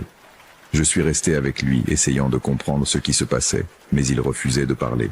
Les jours suivants devenaient de plus en plus étranges. Les travailleurs ont commencé à signaler des choses bizarres dans les caféiers, des outils qui disparaissaient et réapparaissaient à des endroits où personne ne les avait laissés. Des bruits dans la forêt, comme des chants ou des murmures, qu'ils ne pouvaient pas identifier. Un des hommes les plus âgés, Don Ramiro, est venu me parler un jour. « Don Sébastien », me dit-il en enlevant son chapeau par respect, avec tout le respect que je vous dois, mais il y a quelque chose de mal dans cette terre. Je travaille ici depuis que votre grand-père a acheté cet endroit, et j'ai vu des choses. Avant, il ne se passait rien parce que l'accord était respecté. Mais maintenant, quel accord, Don Ramiro? Il regarda autour de lui, comme s'assurant que personne d'autre n'écoutait. Votre grand-père a fait un pacte avec la Madremonte. Il lui a donné de la prospérité en échange de offrandes. De temps en temps, il devait lui laisser quelque chose dans la forêt. De la nourriture, du rhum, du tabac, des choses comme ça. Et jamais, au grand jamais, Il ne devait toucher une certaine partie de la forêt. Il y a une clairière là-dedans, avec des pierres anciennes. Cet endroit est sacré pour elle. Je sentis mon estomac se retourner. La Madremonte? Vous me parlez vraiment de légendes? Ce ne sont pas des légendes, patron. Je l'ai vu, il y a des années, quand je m'enfonçais trop dans la montagne. C'est réel. Et elle est en colère parce que personne n'a respecté le pacte depuis la mort de Don Esteban. Je le remerciais pour l'information, même si au fond, je n'y croyais toujours pas tout à fait. Mais ce même soir, quelque chose se passa qui changea mon scepticisme pour toujours. J'étais dans ma chambre, travaillant sur l'ordinateur quand j'ai entendu le cri. C'était un cri de terreur pure qui venait de la chambre de mon père. J'ai couru là-bas et je l'ai trouvé debout sur le lit, pointant vers la fenêtre avec une main tremblante. « Elle est là! Tu la vois! Elle est là !» J'ai regardé dans la direction où il pointait. Au début, je ne voyais rien, juste l'obscurité de la forêt au loin. Mais alors, entre les arbres, j'ai distingué une silhouette. Elle était grande, trop grande pour être une personne normale. Elle avait la forme d'une femme, mais ses cheveux étaient longs et semblaient bouger comme s'ils avaient une vie propre, comme des branches et des feuilles bercées par le vent. Sa peau, ou ce qui semblait être de la peau, brillait d'une teinte verdâtre sous la lumière de la lune. Je suis resté paralysé. La silhouette se déplaçait entre les arbres avec une grâce antinaturelle, s'approchant lentement de la maison. Je pouvais maintenant entendre un son, un murmure qui semblait venir de partout à la fois. Ce n'était pas des mots clairs, mais d'une certaine manière, j'ai compris le message. Ce qui a été promis doit être payé. Mon père s'est effondré sur le lit, pleurant comme un enfant. Je suis désolé, je suis tellement désolé. Je ne savais pas comment respecter le pacte. Papa ne m'a jamais bien expliqué. Je pensais qu'avec sa mort, tout serait fini. La silhouette s'est arrêtée juste à la limite du jardin, comme si une barrière invisible l'empêchait de s'approcher davantage. Elle nous a regardés droit dans les yeux, et bien que je ne puisse pas voir ses yeux clairement, j'ai ressenti le poids de son regard me traverser. Puis, lentement, elle s'est retournée et est retournée dans la forêt, se dissolvant dans les ombres. Cette nuit-là, nous n'avons pas dormi. Mon père m'a finalement tout raconté. Grand-père avait fait le pacte quand il était jeune, désespéré de sortir de la pauvreté. La Madremonte lui avait promis que la terre serait prospère, qu'il ne manquerait jamais d'argent. Mais en échange, il devait faire des offrandes spécifiques à chaque pleine lune et maintenir vierge une partie de la forêt, sans jamais toucher aux pierres anciennes qui s'y trouvaient. Mon grand-père a respecté les rites religieusement pendant des décennies. Mais en vieillissant, il est devenu négligent. Il oubliait certaines offrandes. Et le pire, 1 an avant de mourir, il avait permis à des ouvriers d'abattre des arbres dangereusement près de la clairière sacrée. Ils n'ont pas touché les pierres, mais ils ont violé le périmètre. La Madremonte est venue réclamer. D'abord lui, le consumant lentement jusqu'à ce qu'il meure. Puis ma grand-mère, qui connaissait la vérité et portait la culpabilité. Et maintenant, elle venait pour mon père. « Tu dois faire les offrandes, Sébastien », m'a-t-elle supplié. « C'est le seul moyen. Chaque pleine lune laisse du tabac, du rhum, des fruits et des fleurs au bord de la forêt. N'entre jamais dans la clairière, ne touche jamais les pierres, et prie pour qu'elle accepte que le pacte continue avec toi. » Je ne savais pas si je devais le croire complètement, mais ce que j'avais vu était indéniable. Quelque chose était dans cette forêt, quelque chose de ancien et puissant. La pleine lune suivante, j'ai préparé l'offrande comme mon père me l'avait indiqué. Du tabac roulé à la main, une bouteille de rhum vieux, des mangues mûres, des fleurs sauvages et des bougies. J'ai attendu jusqu'à minuit et j'ai marché vers la forêt, avec tout dans un panier. La forêt la nuit était un autre monde. Les sons normaux du jour, oiseaux, insectes, le vent, étaient remplacés par un silence dense, interrompu seulement occasionnellement par des craquements que je ne pouvais pas identifier. J'avais une lampe de poche, mais sa lumière semblait faible, absorbée par l'obscurité environnante. J'ai atteint le bord de la forêt et j'ai laissé le panier sur le sol, juste là où l'herbe du jardin se terminait et où commençait la terre de la colline. Je me suis agenouillé comme mon père m'avait dit de le faire et j'ai parlé à voix haute. « Madame de la Montagne, j'apporte ces offrandes avec respect. Je demande pardon pour les fautes de ma famille et je promets de respecter le pacte que mon grand-père a fait. » Le silence s'est approfondi. Je pouvais sentir que quelque chose m'observait depuis l'obscurité. L'air est devenu plus froid. et une odeur de terre mouillée et de végétation en décomposition m'a enveloppé. Puis, je l'ai entendu. Une voix qui semblait venir du vent lui-même, grave et multiple, comme si de nombreuses voix parlaient à l'unisson. Le pacte a été rompu, le sang doit payer, ma bouche s'est asséchée. Que veut dire cela? Ton grand-père a promis sa lignée, 3 générations de service, il a tenu sa promesse, ton père a échoué. Maintenant, tu dois payer la dette complète ou prendre sa place. J'ai senti mes jambes trembler. Prendre sa place? Que signifie cela? La voix n'a pas répondu. Au lieu de cela, le panier a commencé à bouger, traîné vers la forêt par des mains invisibles. Je l'ai vu disparaître parmi les buissons, et puis, silence. Je courus de retour à la maison, le cœur battant dans ma poitrine. Mon père m'attendait éveillé. Que t'a-t-il dit? Je lui ai tout raconté. Il devint pâle. Prendre sa place signifie que l'un de nous doit rester avec elle, dans la forêt, pour toujours.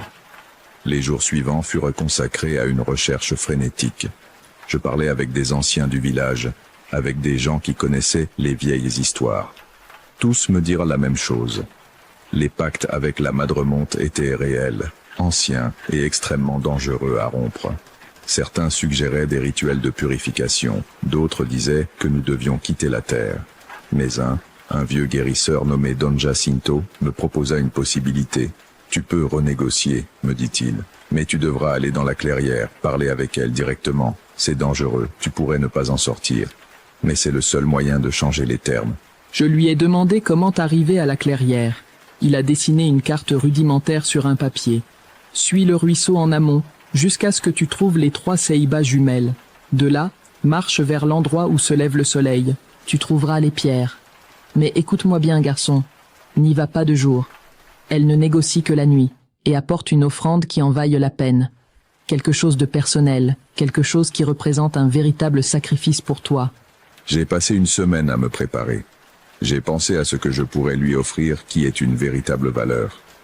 Finalement, j'ai décidé d'apporter la montre en or de mon grand-père, une relique familiale que mon père m'avait donnée lorsque j'ai eu 21 ans. C'était ce que j'avais de plus précieux, non pas en termes d'argent, mais de signification émotionnelle. La nuit choisie était une nuit de nouvelle lune, la plus sombre du mois. Mon père a essayé de m'arrêter, mais je lui ai dit que c'était la seule façon.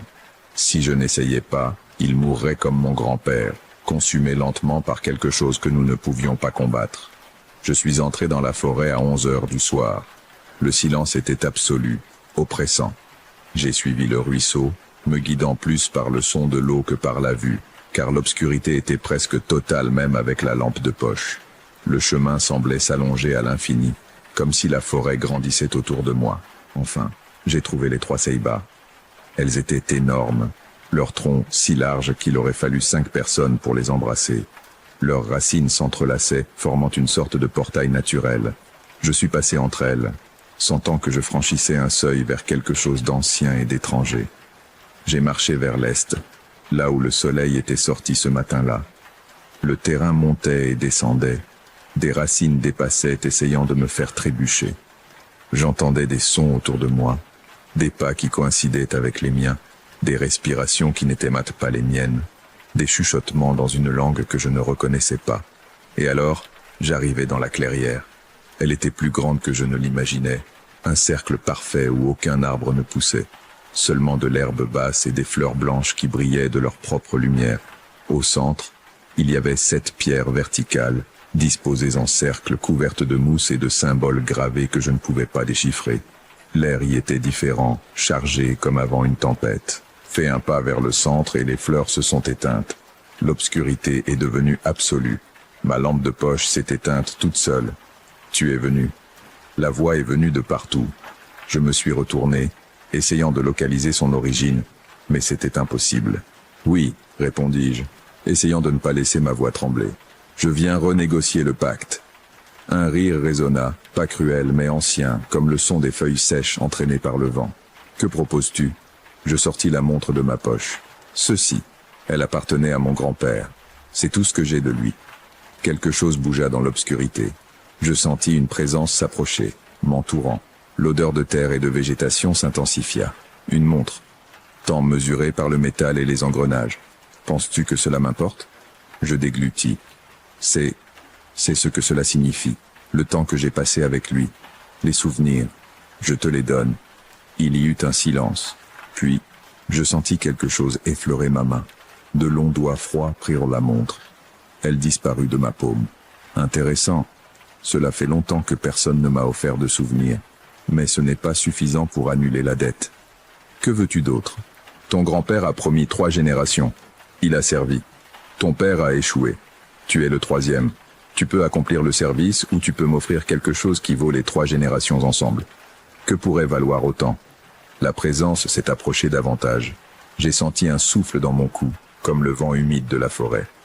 Ton avenir, tes enfants non nés, renonce à avoir une descendance, et le pacte se terminera avec toi.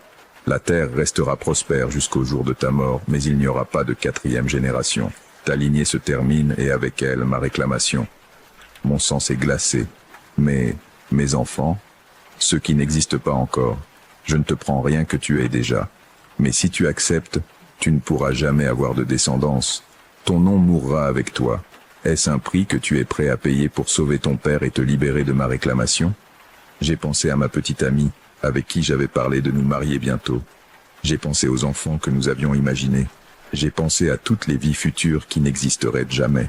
Mais j'ai aussi pensé à mon père, se consumant comme l'a fait mon grand-père. J'ai pensé à la terreur dans les yeux de ma grand-mère. J'ai pensé à la malédiction qui pesait sur ma famille. Mon père sera-t-il libre? Ai-je demandé. Oui, le pacte sera scellé avec toi. Quand tu mourras sans héritier, la dette sera réglée. La terre redeviendra juste de la terre. Sans bénédiction, sans malédiction. Je fermais les yeux. Une partie de moi criait de fuir, de ne pas accepter. Mais une autre partie, celle qui avait vu ma famille souffrir, savait qu'il n'y avait pas d'autre option. J'accepte. L'air explosa autour de moi. Je sentis quelque chose entrer en moi, froid comme la glace, brûlant comme le feu. C'était comme si des mains invisibles me marquèrent de l'intérieur. Je tombais à genoux, criant, tandis que la douleur me traversait. Je ne sais pas combien de temps cela a duré. Quand cela s'arrêta enfin, j'étais étendu sur le sol, haletant. Les fleurs blanches avaient recommencé à briller, illuminant doucement la clairière. « C'est fait », dit la voix, maintenant plus lointaine. « Le pacte est scellé, pars, et ne reviens jamais à cet endroit. » Je me suis levé avec difficulté, et je suis sorti du clairière en titubant.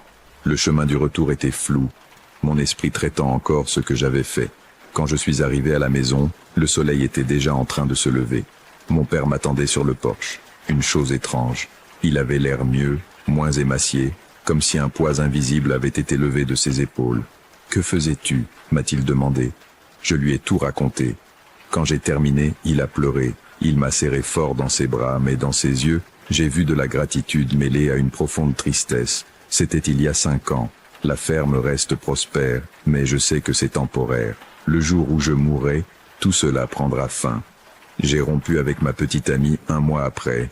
Je ne pouvais pas l'épouser en sachant que je ne pourrais jamais lui donner la famille qu'elle désirait. Je lui ai dit que j'avais découvert que j'étais stérile à cause d'une condition médicale. C'était plus facile que la vérité.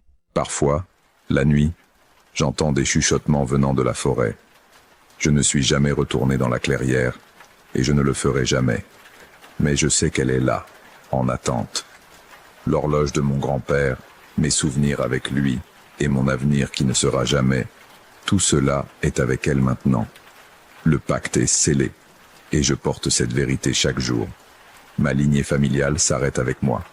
Il n'y aura pas de 4e génération. J'ai sacrifié mon avenir pour libérer ma famille d'une dette qui n'aurait jamais dû être contractée. Ai-je bien agi? Je ne sais pas. Il y a des nuits où je me demande si j'aurais dû fuir, quitter la terre, laisser mon père faire face aux conséquences des décisions de mon grand-père. Mais quand je le vois sourire, quand je le vois dormir paisiblement pour la première fois depuis des années, je pense que peut-être cela en valait la peine. Bien que je ne pourrais jamais en être complètement sûr, parce que parfois, quand je suis seul, je ressens cette marque froide en moi, me rappelant le prix que j'ai payé. Et je sais que la Madremonte n'oublie pas. Elle attend, attendant le jour où je mourrai et où la dette sera enfin réglée. Jusqu'à ce moment-là, je vis avec ce fardeau, avec ce secret, avec ce sacrifice que personne d'autre que moi ne peut comprendre complètement. Et la forêt est toujours là, observant, me rappelant que certains pactes transcendent les générations, et que le prix de l'ambition peut être payé de manière que nous n'avons jamais imaginée. C'est l'histoire que Sébastien m'a partagée. Il m'a autorisé à la raconter à condition de garder son emplacement exact privé. Il dit qu'il a maintenant 31 ans, et que chaque jour, il vit en sachant que sa décision était définitive. Si jamais tu t'es retrouvé dans une situation où tu as dû sacrifier quelque chose d'important pour ta famille, fais-le-moi savoir dans les commentaires. J'adore lire comment les gens font face à des décisions impossibles. Et si tu as aimé cette histoire, abonne-toi pour écouter d'autres témoignages comme celui-ci chaque semaine. Il y a beaucoup d'autres expériences qui valent la peine d'être connues. Repose-toi bien, et à bientôt.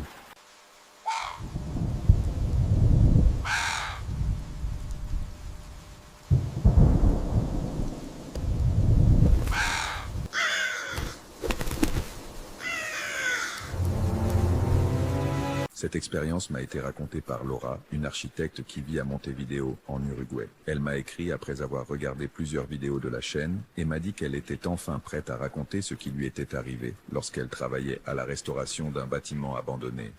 Si tu as déjà pénétré dans des lieux oubliés, des bâtiments vides où le temps semble s'être arrêté, et que tu as eu le sentiment de ne pas être seul, partage ton histoire dans les commentaires. Je suis fasciné par la façon dont certains espaces semble retenir l'énergie, les souvenirs, les présences. Avant de commencer, si tu apprécies ce contenu et que tu ne t'es pas encore abonné, je t'invite à le faire. Nous publions de nouvelles histoires chaque semaine. Maintenant, voici l'histoire de Laura et du bâtiment qui n'aurait jamais dû être restauré. Je m'appelle Laura et je suis architecte spécialisé dans la restauration de bâtiments historiques. J'ai 39 ans et je travaille dans cette profession depuis 15 ans. J'ai travaillé sur des dizaines de projets, anciennes demeures, théâtres abandonnés, hôtels désaffectés. Je suis habitué aux lieux anciens, poussiéreux, pleins d'histoires. J'adore mon travail précisément pour cela. Chaque bâtiment a une histoire à raconter. Mais il y a un bâtiment qui m'a fait remettre en question si certaines histoires devraient me rester enterrées. Tout a commencé en mars 2023. Un promoteur immobilier m'a contacté pour évaluer un bâtiment dans le quartier de Cordón, en plein centre de Montevideo. C'était un bâtiment art déco de 7 étages, construit en 1936, qui était abandonné depuis le début des années 90. 30 ans sans aucun entretien. Le développeur voulait en faire des appartements de luxe. Mon travail consistait à évaluer la structure, déterminer ce qui pouvait être sauvé, ce qui devait être démoli, et concevoir le plan de restauration. Le bâtiment était à l'angle d'une rue passante, mais curieusement les gens semblaient l'éviter. Ils marchaient sur le trottoir opposé. Les commerces voisins n'occupaient pas les murs mitoyens. C'était comme s'il y avait un espace invisible autour du bâtiment que personne ne voulait traverser. La première fois que je l'ai vu, j'ai compris pourquoi il provoquait cette réaction. Il était magnifique, mais profondément troublant. La façade art déco montrait encore son élégance d'origine. Lignes géométriques, fenêtres arquées, balcons ornés de balustrades en fer forgé. Mais tout était couvert de saleté, de graffitis et de délabrement. Les fenêtres étaient barricadées avec des planches de bois pourri. La porte principale avait été scellée avec des briques. Il y avait autre chose, quelque chose que je ne peux pas expliquer rationnellement. Le bâtiment dégageait une sensation de rejet, comme s'il ne voulait que personne n'entre, comme s'il gardait des secrets qu'il ne voulait pas révéler. Impressionnant, n'est-ce pas? Dit le développeur, un homme d'une 50aine d'années nommé Roberto. Un joyau architectural gaspillé. Pourquoi est-il resté abandonné si longtemps? Ai-je demandé. Problème juridique. Des disputes successorales qui ont duré des décennies. Finalement, elles ont été résolues, et nous voilà. Quelqu'un d'autre a-t-il essayé de l'acheter avant? Roberto hésita. Il y a eu des offres précédentes. Aucune n'a abouti. Mais c'est du passé. Maintenant, c'est à nous et nous avons le feu vert pour le restaurer. Il ne m'a pas dit toute la vérité, je l'ai su plus tard. Mais à ce moment-là, je ne voyais qu'un projet fascinant. Nous avons obtenu les permis nécessaires et commencé l'évaluation. J'ai engagé une petite équipe, 2 ingénieurs structure, un électricien et un plombier. Nous entrerions pendant la journée, ferions nos mesures et évaluations, et sortirions avant la tombée de la nuit. Le premier jour a été relativement normal.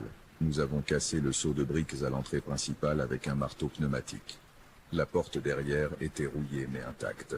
Lorsqu'on l'a finalement ouverte, une odeur d'humidité, de moisi, et quelque chose de plus nous a accueillis.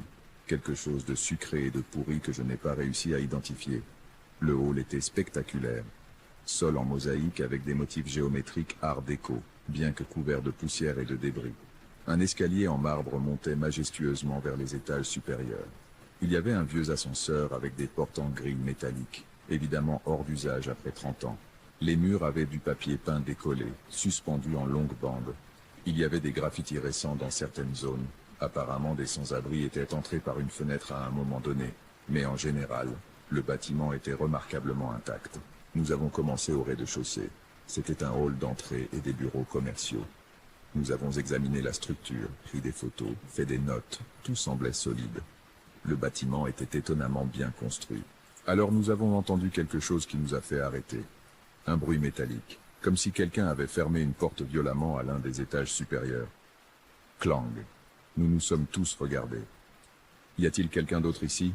a demandé Diego, l'un des ingénieurs. « Ce ne devrait pas, » ai-je répondu. « Nous avons scellé l'entrée après être entrés. »« Probablement quelque chose qui est tombé, » a dit Marcos, l'autre ingénieur. « Cet endroit est plein de choses lâches. » Nous avons continué à travailler, mais j'étais maintenant en alerte, écoutant.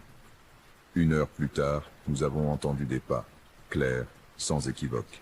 Quelqu'un marchant à l'étage supérieur. Le son de chaussures sur le parquet en bois. Tap, tap, tap, tap. D'accord, il y a définitivement quelqu'un ici, a dit l'électricien, Javier. Je vais vérifier, et dit, en prenant ma lampe de poche. Veux-tu que nous allions avec toi? A proposé Diego. Non, continuez à travailler. C'est probablement un squatteur qui n'est pas sorti quand nous avons bouché l'entrée. Je leur dirai de partir. Je suis monté les escaliers en marbre. Chaque pas résonnait dans l'espace vide. Les escaliers étaient recouverts de poussière, et je pouvais voir clairement qu'il n'y avait pas de traces récentes, sauf les miennes. Le premier étage avait été composé d'appartements résidentiels. Il y avait un long couloir avec des portes de chaque côté. La plupart étaient ouvertes, révélant des appartements vides avec des meubles anciens couverts de draps, des papiers jaunis éparpillés sur le sol, des bouteilles vides. « Bonjour » ai-je appelé. « Y a-t-il quelqu'un ici ?» C'est un bâtiment privé. Ils doivent partir. Silence. Je marchais dans le couloir, vérifiant chaque appartement. Tous vides. Il n'y avait aucun signe d'occupation récente, aucune couverture, aucune trace de feu de camp, aucun déchet frais. S'il y avait des squatteurs, ils étaient repartis depuis longtemps. Mais alors j'ai entendu à nouveau les pas. Cette fois, ils venaient de l'étage supérieur. 2e étage. Tac, tac, tac, tac. Je suis monté au 2e étage.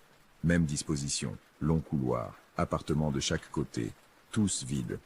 Cela n'a pas de sens, murmurait. Les pas ont recommencé. 3e étage. Je commençais à me frustrer. Quelqu'un me jouait-il un tour?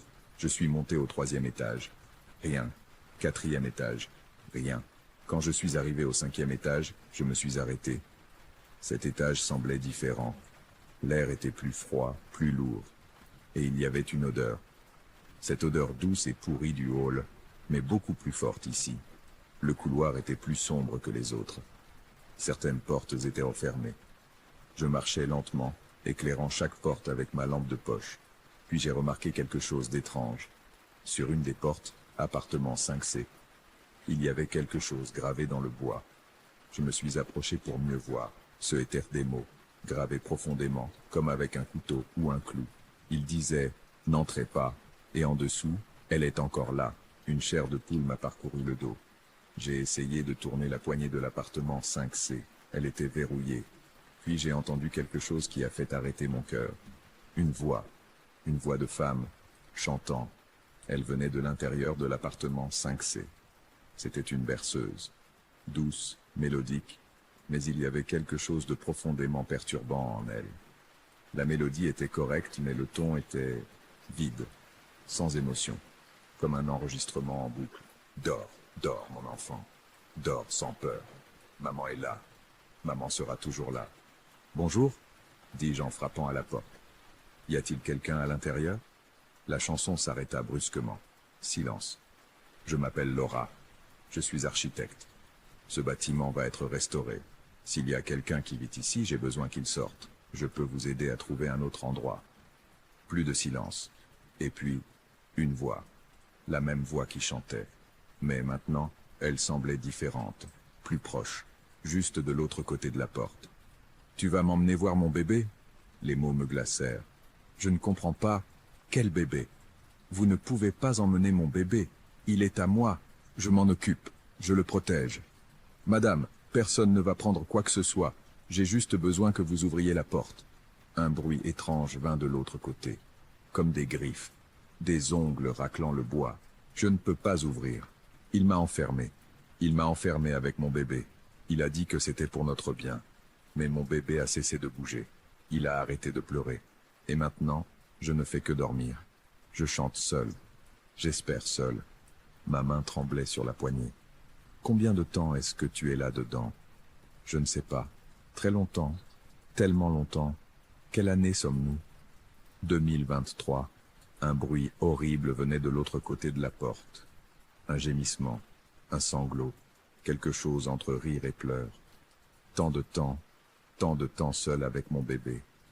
Je reculai de la porte. Quelque chose n'allait vraiment pas ici. Je devais sortir. Je devais appeler à l'aide. Je courus vers les escaliers. Mais quand je suis arrivé, j'ai vu quelque chose qui m'a fait trébucher et tomber. Il y avait une femme debout au début des escaliers. Il était jeune, peut-être 25 ans. Il portait une robe des années 50, décolorée et sale. Ses cheveux étaient longs et en désordre. Et dans ses bras, elle tenait quelque chose enveloppé dans une vieille couverture. Nous nous regardâmes fixement. Ses yeux étaient sombres, creusés, désespérés. « Tu vas m'aider ?» chuchota-t-elle. « S'il te plaît, aide-moi à sortir. Il m'a enfermé il y a si longtemps. »« Qui t'a enfermé ?»« Mon mari. Il a dit que j'étais malade, que le bébé était malade, que nous devions rester ici jusqu'à ce que nous soyons guéris. Mais nous ne nous sommes jamais guéris, et il n'est jamais revenu. » Je fis un pas vers elle, tendant la main. « Je peux t'aider. Viens avec moi. Sortons d'ici. » Elle sourit. Ce fut le sourire le plus triste que j'ai jamais vu de ma vie. « Je ne peux pas sortir. J'ai essayé pendant des années, mais je reviens toujours ici, toujours à l'appartement 5C. Qu'as-tu dans tes bras ?» Elle regarda en bas vers la couverture. Lentement, elle releva un coin pour me montrer ce qu'elle tenait. Ce n'était pas un bébé. C'était un petit squelette. Un squelette d'enfant, soigneusement enveloppé dans la couverture décolorée. J'ai crié. Je ne pouvais pas m'en empêcher. Et quand j'ai crié, elle a disparu. Elle s'est simplement évaporée comme de la fumée. Je suis descendu les escaliers en trébuchant, tombant presque plusieurs fois. Je suis arrivé au rez-de-chaussée où mon équipe travaillait toujours. « Nous devons partir !» ai-je crié. « Maintenant !» Ils m'ont regardé, alarmé par mon état. « Qu'est-ce qui s'est passé ? Tu vas bien ?» Je ne vais pas bien. Il y a quelque chose de très mauvais dans cet immeuble. Au 5e étage. Appartement 5C. Nous devons appeler la police. Laura, calme-toi. Qu'as-tu vu ? Je leur ai tout raconté. La voix, la femme, le squelette. J'espérais qu'ils penseraient que j'étais folle, mais Diego et Marcos ont échangé un regard significatif. « Nous devons te dire quelque chose, » dit enfin Diego. « Pendant que tu étais en haut, nous avons trouvé ceci. » Il m'a montré un vieux journal qu'ils avaient trouvé parmi les décombres. Il était jauni, cassant, daté de juillet 1957.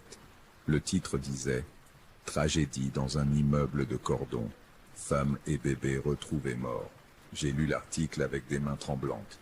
Il racontait l'histoire d'une jeune femme, Maria Elena Suarez, âgée de 24 ans, qui vivait dans l'appartement 5C avec son mari et son bébé de 3 mois. Le mari, Roberto Suarez, avait été arrêté pour homicide. Selon l'article, Roberto souffrait de troubles délirants et était convaincu que sa femme et son bébé étaient possédés par des démons. Il les a enfermés dans l'appartement et a emporté la clé. Les voisins ont entendu des cris et des pleurs pendant des jours, mais Roberto leur a dit qu'ils étaient malades et avaient besoin de quarantaine. Lorsque la police est finalement entrée, une semaine plus tard, ils ont trouvé Maria Elena morte de déshydratation et de faim. Le bébé était mort quelques jours auparavant. Maria Elena l'avait continué à bercer, lui chantant, même après sa mort. Roberto a été envoyé dans un hôpital psychiatrique où il est mort des années plus tard. L'appartement 5C n'a jamais été reloué. Certains disaient que les voisins entendaient chanter pendant la nuit. D'autres disaient qu'ils voyaient une jeune femme regarder par la fenêtre tenant quelque chose dans ses bras. L'immeuble a commencé à se vider progressivement. Les gens ne voulaient plus y vivre. En 1990, le dernier locataire était parti, et l'immeuble est resté abandonné. Nous devons ouvrir cet appartement, ai-je dit. Nous devons retrouver ses restes et lui offrir des funérailles appropriées. Nous avons appelé la police. Ils sont venus avec une équipe médico-légale. Ils ont forcé la porte de l'appartement 5C. Ce qu'ils ont trouvé a confirmé l'histoire du journal. Dans la chambre principale, ils ont trouvé des restes humains. Un squelette adulte sur le lit, blotti en position fétale. Et dans ses bras, les petits restes d'un bébé. Ils étaient là depuis 66 ans, oubliés, piégés. L'affaire a été rouverte en tant qu'enquête historique. Les restes ont été identifiés grâce à des dossiers dentaires et d'autres documents trouvés dans l'appartement. Il s'agissait effectivement de Maria Elena Suarez et de son fils, Martin Suarez. Un enterrement approprié a été organisé, une tombe commune au cimetière central de Montevideo. Quelques membres de la famille éloignés ont assisté, des petits-neveux qui connaissaient à peine l'histoire. Moi aussi j'y suis allé. Je sentais que je devais le faire, que je lui devais cela après notre rencontre. Pendant que les cercueils descendaient, j'ai ressenti quelque chose, une brise chaude sur ma joue, malgré que ce fût une journée sans vent. Et j'ai pu jurer que j'ai entendu un murmure. Merci. Après l'enterrement, le développeur a décidé d'annuler le projet. Il a dit que c'était pour des raisons financières, mais je connaissais la vérité. Le bâtiment avait une histoire sombre trop lourde. Trop de douleurs imprégnées dans ses murs. Le bâtiment est toujours là, toujours abandonné, toujours évité par les passants. Mais maintenant, il y a une plaque à l'entrée. Une plaque que j'ai moi-même placée, avec l'autorisation des autorités. Elle dit « En mémoire de Maria Elena Suarez, 1933-1957, et de son fils Martin, 1957, que leur âme repose en paix. » Parfois, je passe par là, et le bâtiment semble différent maintenant, toujours abandonné, toujours délabré. Mais il ne dégage plus ce rejet, il ne semble plus hanté, il semble en paix, ou du moins, c'est ce que j'aime penser, parce que l'autre option, que Maria Elena soit encore là, toujours à attendre, toujours à chanter pour son bébé, est trop triste à envisager. Depuis lors, j'ai travaillé sur de nombreux autres projets de restauration, mais je recherche toujours l'histoire complète avant de commencer, parce que j'ai appris que les bâtiments ne sont pas seulement des structures de briques et de béton, ce sont des conteneurs de mémoire, de vie, de mort, d'histoires qui doivent parfois être racontées pour que les âmes puissent enfin reposer en paix. Et certaines histoires nécessitent plus que d'être racontées, elles doivent être honorées, rappelées, respectées. C'est la véritable restauration, pas seulement des bâtiments, mais de la dignité humaine. Voici tout ce que Laura a partagé avec moi. Elle m'a dit que cette expérience a complètement changé sa façon d'aborder son travail maintenant.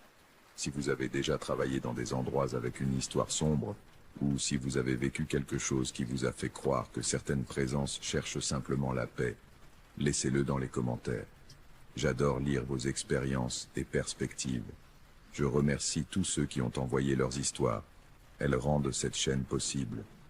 Si vous avez quelque chose à partager, n'hésitez pas à m'écrire. Chaque histoire mérite d'être entendue. Passez une bonne nuit et à la prochaine histoire.